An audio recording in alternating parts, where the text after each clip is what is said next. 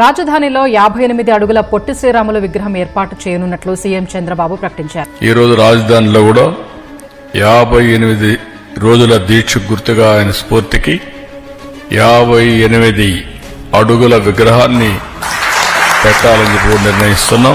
అమరావతి ప్రాంతంలో తొల్లూరు పెద్దపరమి మధ్య 58 అడుగుల పొట్టి శ్రీరాములు కాంస్య విగ్రహం, ఆడిటోరియం, మ్యూజియం, స్మృతివనం నిర్మాణాలకు ఆయన శంకుస్థాపన చేశారు. 58 అడుగుల విగ్రహం ఎందుకని మనందరం అనుకోవచ్చు. దాని వెనకాల ఒక చరిత్ర అనేది ఉంది.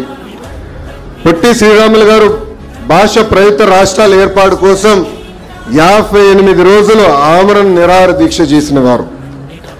ఆయన ప్రాణ త్యాగాల వల్లనే ఆంధ్ర రాష్ట్రం అనేది ఏర్పడింది. దానితో పాటు నెహ్రూ గారు ఫజల్ అలీ కమిషన్ ఏర్పాటు చేశారు. ఆ కమిషన్ వల్ల తమిళనాడు, కేరళ, కర్ణాటక, మహారాష్ట్ర, గుజరాత్ రాష్ట్రాలు కూడా ఏర్పడినాయి.